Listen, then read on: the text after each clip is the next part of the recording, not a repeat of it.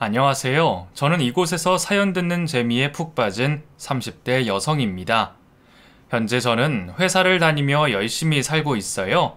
최근에 어머니가 수술을 하시게 되면서 입원을 하여 옆에서 있던 도중에 이곳을 알게 되었고, 그때부터 열심히 듣고 있습니다.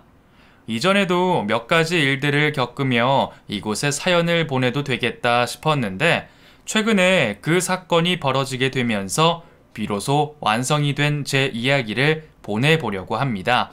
말도 안 되는 논리와 사상으로 꽁꽁 쌓인 저희 시모와 있었던 일을 생각하면 지금도 열불이 터지네요. 그럼 여러분도 답답한 제 사연 한번 들어봐 주세요. 어린 시절 저희 집은 다른 집과 조금 다른 모습이었습니다. 아버지가 가장 역할을 하시는 보통 집과 달리 우리 집의 가장은 엄마였습니다. 아버지가 제가 태어나고 얼마 지나지 않아 일을 하시던 곳에서 몸을 크게 다치셔 거동이 불편해지시는 바람에 그 뒤로 엄마가 집안의 살림과 함께 가장 역할까지 하셔야 했거든요. 아버지가 다치시기 전까지 평범한 가정주부로 지내시던 엄마는 누워만 계셔야 했던 아버지 대신에 돈을 벌기 위해 닥치는 대로 잡히는 일 모두를 하셔야 했습니다.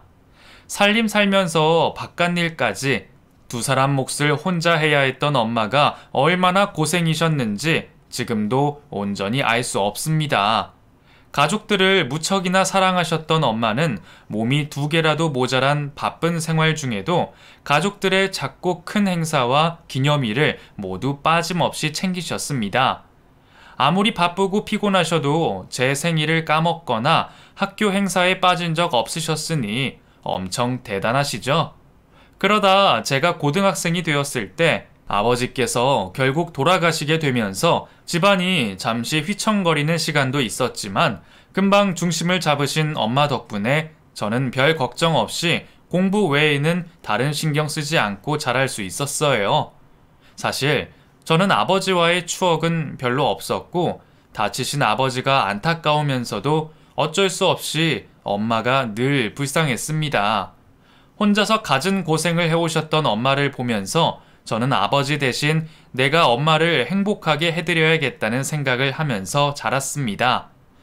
엄마 덕분에 다른 고민 없이 공부에 집중할 수 있었던 저는 학창시절도 열심히 보냈어요. 하는 일은 뭐든 열심히 해온 덕분에 저는 학비가 덜 드는 공립대를 입학할 수 있었고 그곳에서도 엄마의 부담을 덜어드리려 장학금을 받아가며 4년 동안 좋은 성적으로 무사히 졸업할 수 있었죠. 하루빨리 엄마의 고생을 덜어드리고자 대학 생활 내내 취업을 목표로 했던 저는 졸업을 하기 전에 입사를 확정하게 되었습니다. 그리고 회사 생활을 하며 동료의 소개로 만나게 된 남자와 안정적인 연애를 하다 결국 결혼까지 하게 되었어요. 평범한 저희 집과 달리 남편의 집안 형편은 꽤나 여유로웠습니다. 저나 남편이나 둘 다 아버지가 일찍 돌아가셨지만 남편은 아버지께서 남겨주신 재산이 있어 시어머니와 둘이서 생활하는데 돈 걱정을 하지 않아도 될 정도였어요. 여유롭게 자란 덕분인지 남편은 성격도 좋았고 배려심이 많았습니다. 덕분에 남편과의 결혼 생활도 큰 걱정이 없었죠.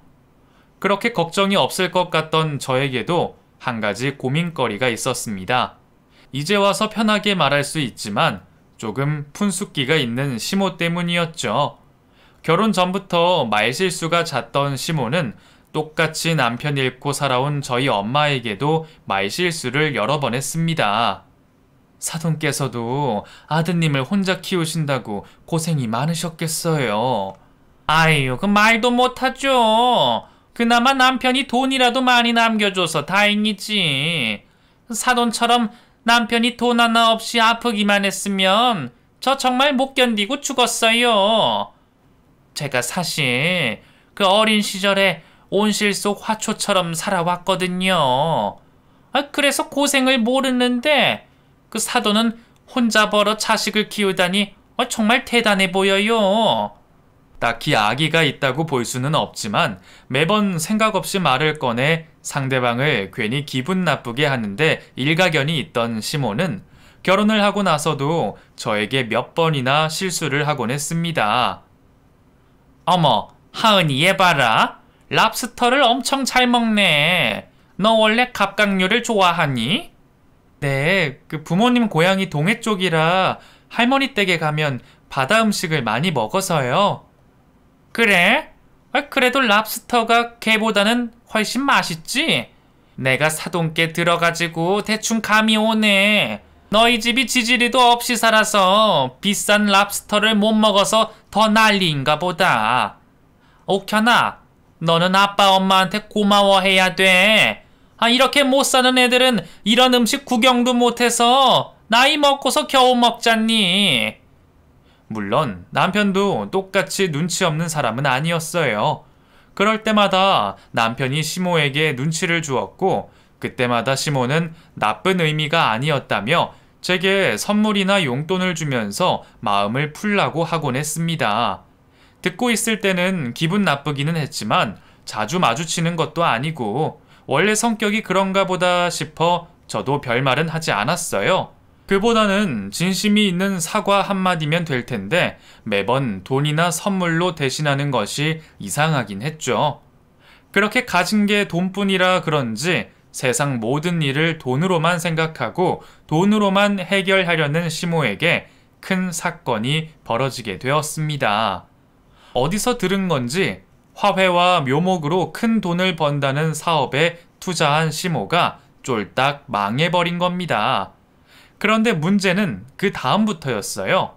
큰 돈을 잃은 탓인지 시모가 그 투자 실패 이후로 이전보다 더 심하게 돈에 집착을 보였거든요. 사실 부자는 망해도 먹고 산다고 아무리 투자로 재산을 말아먹었다고 하더라도 아직 번듯한 집도 있고 죽을 때까지 나오는 연금으로 충분히 먹고 살 수 있었음에도 시모는 돈에 너무 집착했습니다. 자기 주머니 나가는 걸 끔찍하게 생각하고 남의 것은 공짜인 것 마냥 좋아라 했습니다. 그쯤 언젠가부터 저희 집에 있는 물건들이 하나 둘씩 없어지곤 했어요.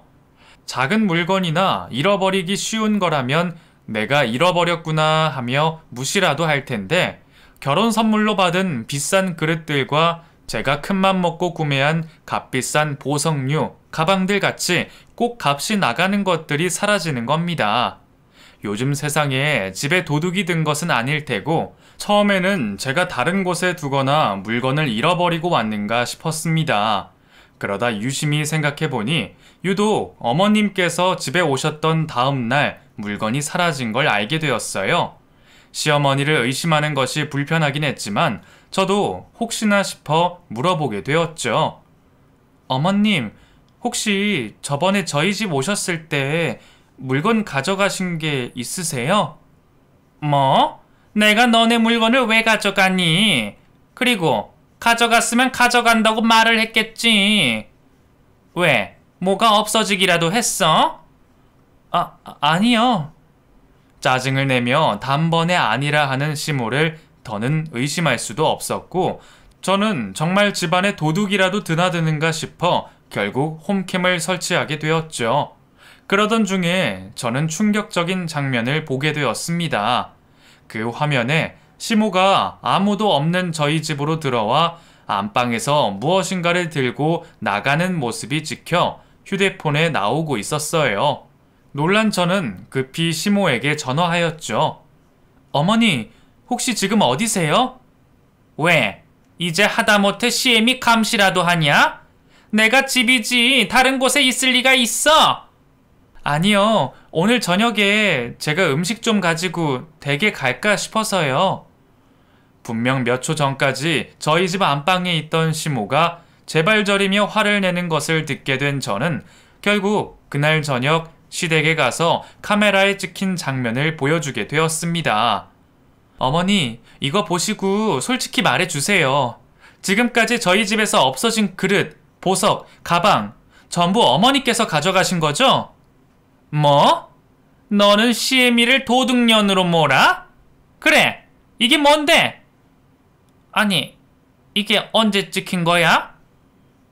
보세요. 여기 안방에서 물건 가지고 나오시는 분 어머니 맞으시죠? 도대체 왜 제 물건을 가져가시는 거예요? 그리고 그 물건들 전부 다 어디 있고요? 너는 CM이 망신시키려고 이런 장치까지 설치해서 모욕을 주냐? 그래, 내가 너 안 쓰는 물건 좀 가져갔다. 가져갔어. 괜찮아 보이는데 쓰지도 않길래 내가 용돈이나 벌겸하고 가져갔어. 안 쓰는 물건이요? 없어진 물건 다 제가 아끼는 것들이에요. 그럼 그 물건들 가져가서 전부 파신 거예요? 그래, 그까짓 거 다시 사주면 될 거 아니냐? 그건 그렇고 CM이를 이렇게 망신이나 주고 말이야. 요즘 며느리들은 이렇게 다 버릇이 없니? 제가 증거를 들이밀자 발뺌하지 못했지만 사과를 하기는커녕 오히려 망신을 주었다며 제게 성질을 부리는 시모를 보니 시모는 끝까지 자신이 무엇을 잘못했는지 모르는 듯 했습니다. 결국 남편이 알게 되면서 남편이 시모 대신 미안하다며 없어진 물건들을 다시 사주겠다고 했지만 남편 돈이나 제 돈이나 결국 같은 지갑에서 나가는 거잖아요. 결국 시모에게 원래 물건들의 절반의 반도 안 되는 돈을 받고 상황을 끝내게 되었죠. 그것도 뻣뻣하게 있는 시모 대신에 남편이 제게 두 손이 발이 되도록 빌어 겨우 용서하게 된 거지만요. 아들이 그러는 걸 보고도 정신 차리지 못한 건지 그 후에도 황당한 사건은 또 벌어지게 되었습니다. 모처럼 날씨 좋은 주말을 맞아 남편과 오랜만에 데이트를 나가려 화장을 하며 꾸미고 있을 때였습니다. 조용한 집을 깨우는 초인종 소리에 나가보니 현관 앞에 시모가 와 있었습니다. 그것도 캐리어 2대를 가지고 말이죠. 부부싸움을 할 아버님도 없는 상황에 대체 저 짐은 무슨 의미일까 싶었어요. 어머님, 어쩐 일이세요? 그 짐은 다 뭐고요? 아유, 힘들다. 우선은 시원한 물 좀 내와라. 남편도 한가득 짐을 챙겨온 시모를 보고 무슨 영문인지 몰라 놀랐고 저희 둘 다 물을 마시는 시모를 보고만 있었어요. 그리고 물을 다 마신 시모는 저희 부부에게 충격적인 말을 했습니다. 아유, 이제야 살 것 같네. 근데 너희 정수기 뭐로 쓰냐? 이거 물맛이 우리 집만 못하네. 이제 같이 살려면 입맛도 맞춰야 할 텐데 당장 정수기부터 바꿔야겠다. 네? 그게 무슨 말씀이세요? 같이 살다뇨? 무슨 말이긴. 내가 오늘부로 이 집에 들어와서 살겠다는 소리지. 내가 너희 고생 안 시키려고 저 무거운 캐리어를 2개나 직접 여기까지 끌고 왔잖니. 어머니 집은 어떡하시고요? 그 집 오늘 다른 사람이 이사 들어왔잖아. 그 집 저번에 좋은 가격에 팔았다. 네? 그 집을 왜 팔아요? 아니, 너희도 알다시피 내가 저번에 웬 엉터리 놈한테 속아서 손해봤잖아. 이번에는 정말 제대로 된 투자처를 하나 소개받아서 만회하려고 집 팔아다가 거기다 다 넣었다. 어차피 너희랑 같이 지내면 되니까. 그런데 놀러 올 때 보던 거랑 집이 좀 작다. 그 빈 방에서 생활하려고 했는데 방이 작아서 도저히 안 되겠네. 너희가 안방을 좀 비워라. 내가 집안 어른인데 작은 방에 있을 수는 없잖니. 저는 너무 뻔뻔하고 당당한 시모 태도에 어이를 잃었습니다. 어머, 하은이 제 표정 좀 봐라. 얼굴에 속마음이 뻔히 보이네. 왜? 너도 이제 좋은 시절 다 갔다 싶지? 그래, 맞아. 이제 이 CM이랑 살면서 너도 고생 좀 해봐야지. 지금까지 시집살이도 없이 너무 편하게 살았잖니. 그렇게 막무가내로 찾아온 시모 때문에 남편과 저는 결혼하고 처음으로 이혼 이야기가 나올 정도로 심각하게 다투었습니다. 이전에도 일들이 있었지만 참고 넘어갔는데 아무리 아들 부분의 집이라고는 하지만 한마디 상의도 없이 덜컥 집으로 와서 당당하게 안방을 내놓으라 하는 시모 모습에 너무나 기분이 나빴습니다. 사람이 말하는 게 어가 다르고 말 한마디로 천냥빚을 갚는다고 하는데 내 사정이 이러하니 신세 좀 지겠다, 미안하다 이런 말만 했으면 이렇게 기분이 나쁘진 않았을 거예요. 아무리 며느리에게 부탁하는 게 민망할 수도 있겠지만 그렇게 염치 없이 행동할 필요가 있을까 했어요. 안 그래도 불편한 사이에 더 불편한 상황까지 만든 시모는 이에 개의치 않고 오래 같이 산 사람처럼 집안을 아주 편안하게 활보했습니다. 정작 집주인인 저희 부부는 시모 때문에 이혼 위기까지 처했는데 말이에요. 집 안에서 스트레스를 주는 시모와 이 때문에 생긴 남편과의 갈등, 거기다 바쁜 회사 일까지 정말 정신이 하나도 없을 그때 하필 날벼락 같은 소식이 들려왔어요. 바로 엄마의 암 소식이었죠. 그간 회사 일과 시댁 일로 정신이 없이 살다 보니 제가 엄마를 먼저 챙기지 못했어요. 연락이 올 때면 매번 스트레스에 지친 목소리로 엄마의 통화를 귀찮은 듯 받았는데 그제서야 제가 내뱉은 말들과 그 모든 장면들이 떠오르면서 후회가 되기 시작했습니다. 정말 엄마가 잘못되기라도 한다면 이 세상 어떻게 버텨야 하나 싶었습니다. 그렇게 엄마가 아프다는 전화를 받은 날 곧장 엄마에게 갔더니 엄마는 아픈 자기 자신을 먼저 걱정하기보단 급히 뛰쳐 들어오는 저를 더 걱정하셨어요. 천천히 와. 뛰쳐오다 넘어지기라도 하면 어떡하려고. 엄마가 당장 없어지는 것도 아닌데 뭘 그렇게 서둘러서 왔어. 엄마, 미안해. 내가 그동안 엄마한테 신경을 못 썼지? 엄마가 이래서 너한테 말을 안 하려고 했는데 괜찮아. 치료받으면 살 확률도 있다니까 너무 걱정하지 마. 연락 안 하려고 했는데 치료받을 때 보호자가 필요해서 이모가 올라오기 전까지만 네가 같이 가줘. 미안해 우리 딸. 엄마가 걱정만 시켜서. 왜 그런 말을 해? 내가 딸인데. 내가 당연히 엄마 옆에 있어야지. 내가 회사 쉬더라도 엄마 옆에서 있을게. 에이, 무슨 소리야. 이서방은 어쩌고. 너도 네 가족이 있는데 이젠 거기에 충실해야지. 엄마는 이모랑 있으면 되니까 그때까지만 부탁할게. 엄마는 암에 걸려 스스로도 무서울 텐데 자식에게 걱정을 시키고 싶지 않으셨는지 제 앞에서 태연한 척, 강한 척 하고 계셨어요. 저도 그런 엄마의 속마음을 잘 알고 있었기에 제 앞에서 더 아무렇지 않은 척하고 있는 모습을 보며 가슴이 아팠죠. 그렇게 이모가 주변 일들을 정리하고 올라오시기 전까지 제가 엄마를 모시고 병원에 다니게 되었습니다. 회사를 휴직하겠다는 저를 무척이나 만류하던 엄마 때문에 그러지는 못하고 우선은 회사 휴가를 몰아서 쓰며 엄마가 입원 항암 치료를 하는 동안 옆에 있게 되었어요. 대장암이던 엄마는 치료를 받으면서 무척이나 힘들어 하셨지만 저와 같이 있는 시간만큼은 아픈 내색조차 하지 않으셨습니다.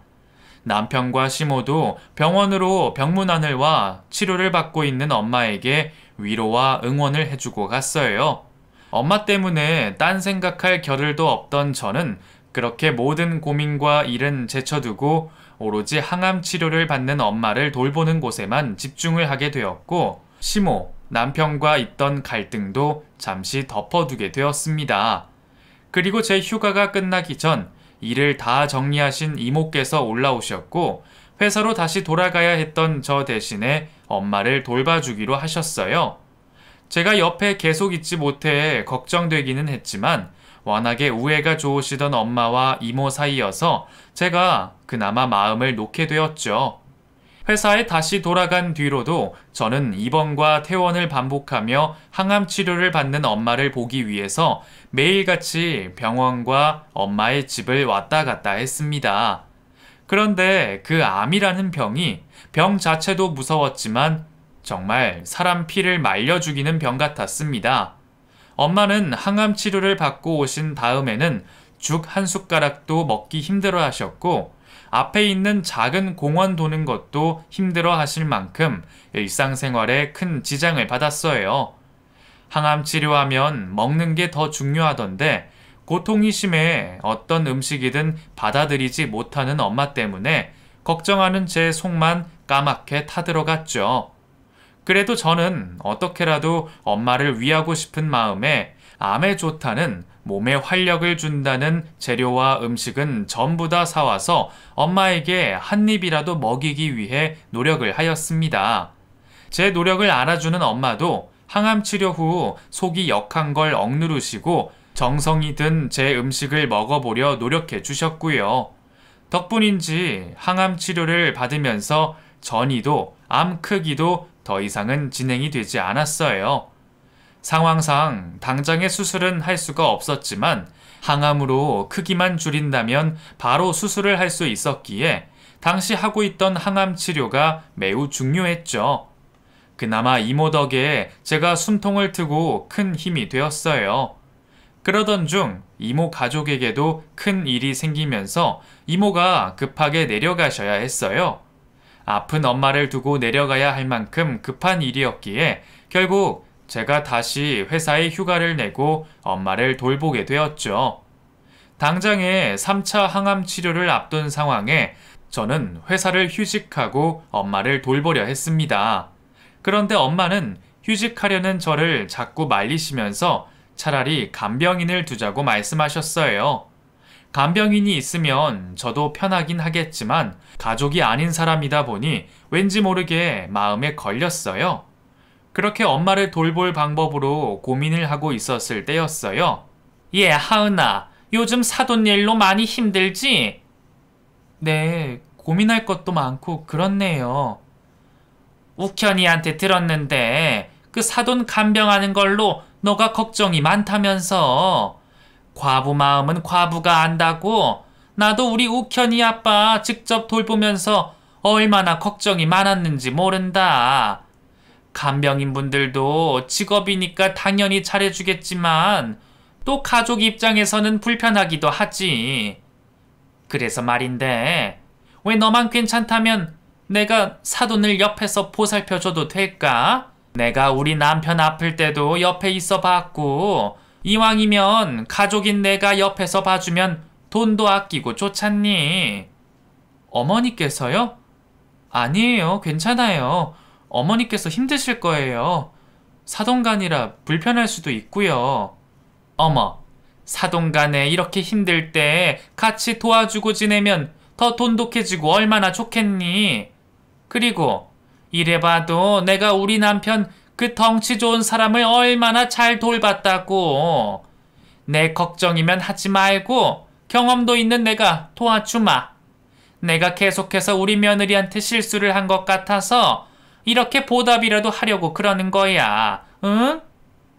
웬일로 제 걱정을 하시는 시모가 미심쩍긴 했습니다만 그땐 저도 많이 지치고 힘든 상태라 그런지 저와 엄마를 걱정하여 먼저 손을 내밀어주는 시모의 손을 뿌리칠 수는 없었어요. 엄마의 병환으로 정신이 없기도 없었고 가족 누군가 한 명이라도 도움을 주는 게 절실했으니 말이죠. 더군다나 오래 걸리는 것도 아니고 항암 치료 받을 때와 받고 나서 직후까지만 도움이 필요로 했기에 설마 그 사이에 별일이라도 있을까 싶었죠. 그리고 싸우더라도 위기 때는 뭉치는 게 가족인데 이렇게 도와주신다는 걸 보면 제가 지금까지 너무 어머님을 색안경을 끼고 보지는 않았나 반성도 하게 되었어요. 엄마도 제 회사 걱정을 먼저 하셨는지 시모의 제안을 조금 고민을 하시다 수락을 하게 되었죠. 그렇게 저와 이모를 대신해서 한동안 시모가 항암 치료를 받는 엄마 옆에 있게 되었습니다. 처음에는 저도 불안한 마음이 들어 회사를 마치고도 엄마를 찾아가 몰래 시모를 지켜보게 되었어요. 하지만 우려와 달리 엄마와 시모는 사이좋게 웃으며 이야기를 나눴고 시모는 혹시 불편할 수도 있는 엄마에게 먼저 도움을 주며 간병인으로서의 역할을 잘 하는 듯 보였습니다. 그런 시모의 정성 어린 모습을 보게 되자 저도 이내 안심을 하고 시모를 믿게 되었어요. 핏줄인 저야 엄마의 간병을 하는 게 당연했지만 사돈 사이인 시모가 엄마를 돌봐준다는 것이 쉬운 결정은 아니다 싶었습니다. 그래서 제가 조금의 보답이라도 하는 게 맞다 싶었어요. 평소에 갖고 싶은 것도 많으신 분이라 무엇을 사드려야 하나 싶어 고민을 하고 있었죠. 어머니 많이 힘드시죠? 감사해요. 제가 어머님 덕분에 그래도 한숨 돌리고 있어요. 그래서 제가 감사한 마음에 보답하고자 하는데 필요한 건 없으세요? 아이고 어깨야, 무릎이야. 아픈 사람 옆에서 시중 드는 게 보통 일이 아니다. 그나마 내가 우리 남편 때문에 해본 적이 있어서 이렇게 능숙하게 잘하는 거지. 안 그래도 내가 너 불러서 기니 말 좀 하려고 했는데 너도 알다시피 내가 이러고 있을 사람은 아니잖니. 사업하는 사람들이랑 미래를 위해서 이야기도 해야 하고 투자한 사업은 잘 되고 있는지 또 새로운 사업은 없는지 봐야 하는데 사돈 옆에 딱 붙어만 있으려니 손해가 이만저만이 아니다. 그러니 다른 선물은 됐고 이왕 간병하는 거 그 비용이나 좀 계산해 줬으면 하는데 뭐 따지고 보면 용돈 좀 더 준다고 생각하면 되니까. 그 간병비 말씀하시는 거죠? 그럼 뭐 얼마나 드려야 할지. 뭐 또 가족 간의 간병비라고 하니 그냥 네 말처럼 정성에 대한 보답 정도지. 글쎄, 내가 있어서 사돈도 더 재미있어 하시고 좋아라 하고 평범한 간병인들보다도 일도 잘하니까 한 하루에 20만 원 정도면 되지 않을까? 네? 20만 원이요? 하루에요? 어머니, 전문 간병인들도 평일에 15만 원 밑으로 받으세요. 더군다나 저희 엄마가 거동이 불편하신 것도 아니고 옆에 계시기만 하는 정말 간단한 간병인데 그렇게는 안 돼요. 예, 내가 말했잖니. 내가 전문 간병인보다 훨씬 심적으로나 일적으로 낫다고. 비교할 걸 비교해야지. 정 그러시면 내일부터 제가 간병인 쓸게요. 말씀처럼 지금까지 엄마 잘 돌봐주셔서 제가 어머니 말씀하신 돈은 드릴게요. 아니, 너는 엄마 병 낫는 게 중요하지 그깟 돈이 중요하니? 물론 돈이 중요한 것은 아니었습니다. 시모가 간병인 일을 못하는 것도 아니었고 나서서 먼저 도와주겠다고 해서 고마운 마음도 역시 있었어요. 하지만 다른 간병인보다도 훨씬 높게 부르는 1급을 부르다 보니 저도 형편상 돈 계산을 안 할 수가 없었습니다. 대충 계산해 봐도 다른 간병인 10일 일할 비용을 5일 만에 줘야 했어요. 감사한 마음은 마음이었고 돈 계산은 따로 해야 했죠. 저는 지금까지 시모가 간병일 해준 것에 대한 감사한 마음과 요구하는 1급까지만 계산해 주기로 했어요. 그런데 막상 큰 돈을 벌 수 없게 된다고 생각하니 조급해졌는지 시모가 저에게 협상을 하며 처음 요구했던 어처구니 없는 금액에서 점점 내려가게 되었죠.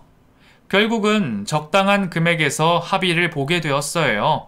내가 또 너네 집에서 머물기도 하고 있고 그 사돈이 눈에 밟혀서 적당하게 해주는 거야. 네가 정말 고마워해야 해. 대신에 지금까지 일한 건 나도 양보 못하겠으니까 아까 말한 금액으로 계산해서 주렴. 한 푼이라도 더 받아야 하겠는지 자리를 일어서는 저에게 전에 일한 목까지 직접 계산을 한 종이를 손에 쥐어주는 겁니다.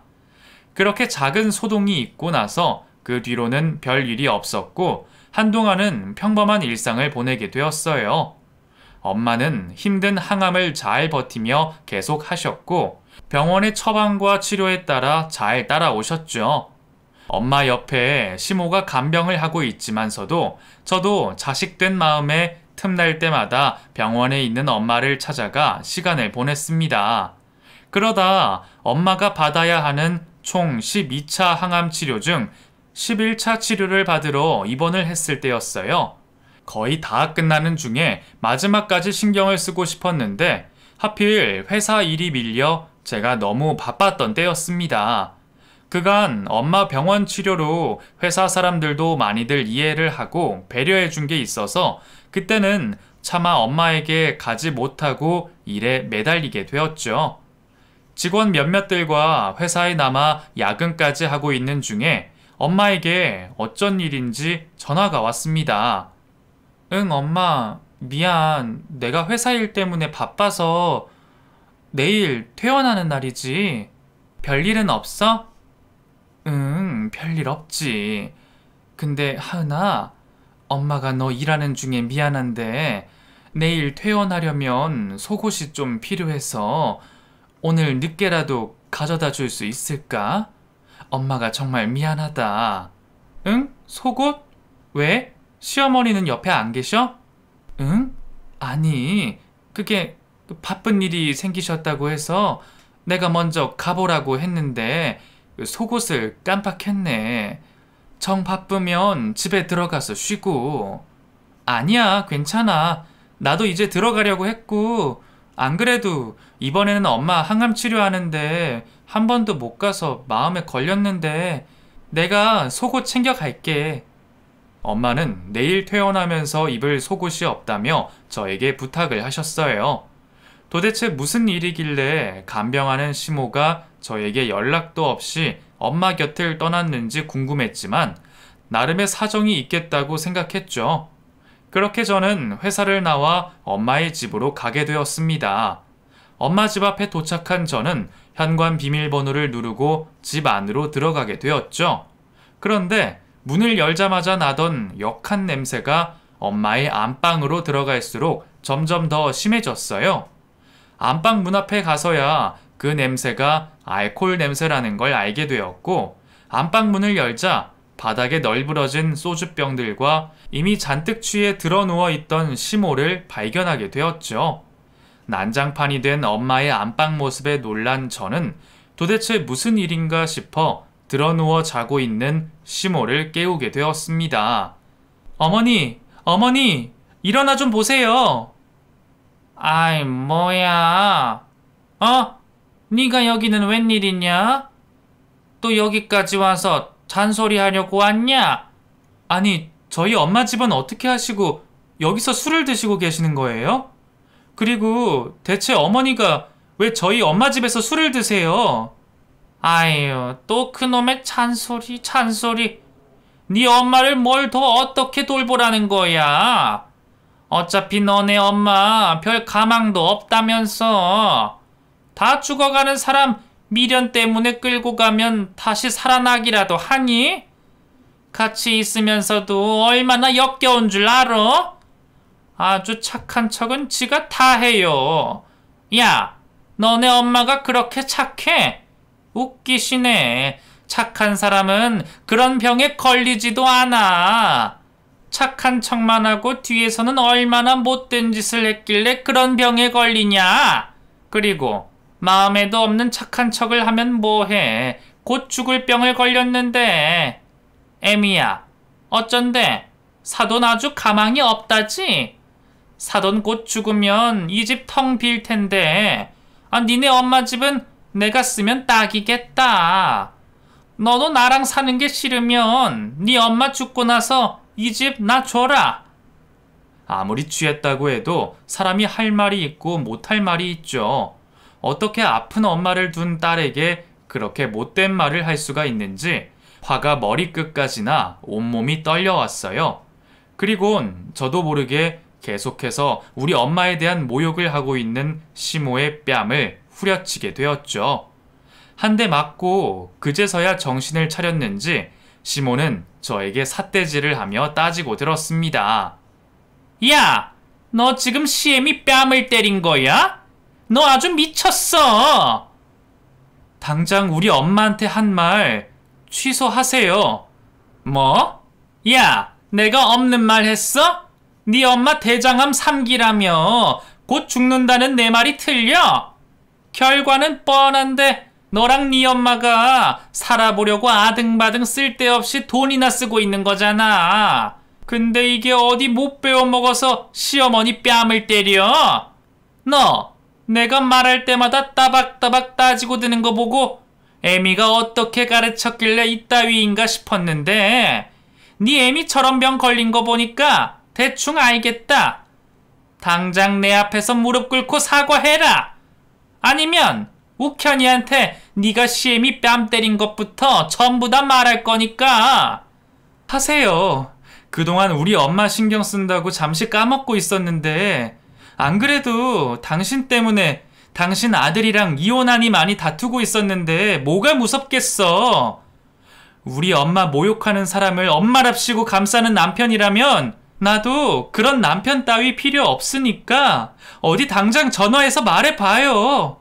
그리고 앞으로 볼 일 없으니까 당장 우리 엄마 집에서 술병 들고 나가요. 이미 뺨까지 때린 마당에 저도 지긋지긋한 시모와 연을 끝내고 싶었습니다. 저도 이런 모욕까지 당하고 시어머니라는 이유만으로 머리를 숙일 수 없었어요. 저는 이혼할 결심을 하고 시모 가방에 술병까지 챙겨 넣어 시모를 엄마의 집에서 쫓아냈습니다. 한참 동안 화를 시키던 저는 엄마의 속옷을 챙겨 병원으로 갔어요. 병원을 가는 동안 그 사이 시모는 아들에게 자신이 당한 수모를 고자질했는지 남편에게 계속해서 전화가 오고 있었죠. 남편의 전화도 무시한 채 병원에 도착한 저는 잠들어 있는 우리 소중한 엄마 곁에 앉아 있었습니다.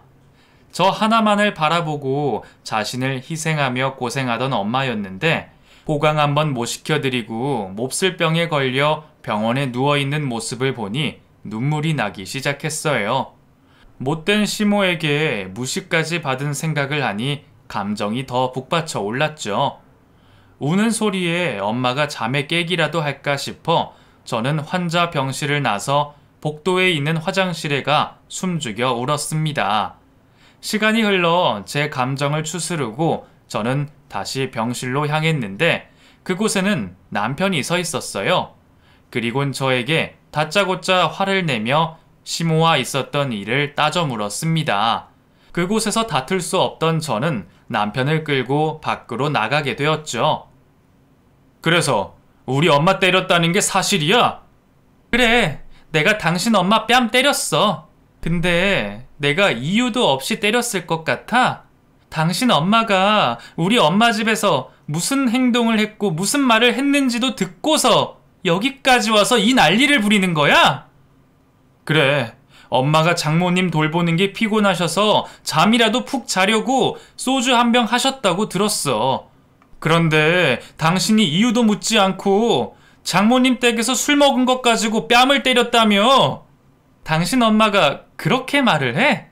내가 널브러진 술병 사진이라도 보여줄까? 당신 엄마가 우리 엄마 얼마나 모욕했는지 알아? 우리 엄마 죽으면 그 집 자기 달래. 곧 죽을 사람한테 뭐하러 헛돈 쓰냐면서 우리 엄마 죽을 거니까 그 집 달라고 하더라. 근데 내가 그런 소리 듣고도 가만히 있으면 사람이니? 나 당신 엄마 뺨 때린 거 후회 안 해. 아니, 오히려 더 속 시원하게 행동 못해서 후회스러울 뿐이야. 뺨 때린 걸로 고소를 하든 말든 당신 알아서 하고 우리 당장 이혼하자. 뭐? 내가 지금 이혼하자고 온 거야? 전후 사정 듣자고 온 거잖아. 아니, 근데 갑자기 이혼 얘기는 왜 나와? 우리 엄마 아프기 전에도 말했었잖아. 당신 엄마 자기 마음대로 우리 집에 들어왔을 때부터 아까 엄마 집에서 있었던 일까지 아주 확실해졌어. 나 당신 엄마랑 조금도 더는 못 살아. 아니, 내가 알아들을 수 있게 말을 해. 우리 엄마가 아무리 생각이 없다고 설마 그런 소리를 정말 했겠어, 며느리한테? 사돈한테 그런 소리 했다고 하면 내가 믿겠냐고. 이서방, 내가 자네 어머니가 한 다른 행동까지 말해주면 그때 믿겠는가? 남편과 열을 내어 다투고 있을 때 아까 잠깐 복도에서 한 우리 대화 소리에 잠이 깼는지 엄마가 아픈 몸을 이끌고 나왔어요. 엄마, 아픈데 여기까지 왜 나왔어? 내가 지금까지 우리 하은이 괜한 시집살이 살게 될까 싶어 아무 말도 안 했다만 자네 어머니가 나랑 있는 동안도 어떻게 했는지 말해주겠네. 그리곤 엄마는 저에게도 하지 않았던 시모와 지내면서 있었던 일들을 모두 이야기해 주셨습니다. 엄마의 이야기를 들어보니 더 가관이었어요. 엄마를 잘 돌보고 있다고 생각한 것과 달리 시모는 아픈 엄마에게 여러 핑계를 둘러대며 놀고만 있었습니다. 평소 항암 치료로 엄마가 입원을 하게 되면 병실 옆에 앉아 엄마를 도와주기보단 휴대폰 게임에 빠져 엄마의 부탁을 듣지도 않았고 친구와 약속이라도 생기면 자리를 자주 비웠다고 해요. 거기다 제가 기력을 회복하려고 챙긴 음식을 간이 된 음식이라 환자에게 좋지 않다며 자기 혼자 다 먹었다고 합니다. 제가 착한 엄마 성격에 좋은 것을 혼자 먹는다면 부담스러워 할 것 같아 시모의 음식까지 같이 챙겨주었는데도 말이죠. 결국 제가 엄마에게 한 노력은 전부 엉뚱한 시모의 입안으로 들어간 겁니다. 거기다 치료를 다 받고 집으로 돌아가게 되면 마치 휴가라도 온 것처럼 몸 하나 까딱하지 않았다고 합니다. 밀린 설거지와 집안 청소 모두 겨우 기력을 찾은 엄마가 했다고 해요. 거기다 자주는 아니지만 엄마 집에 친구들까지 불러 술판을 벌였다고 했죠.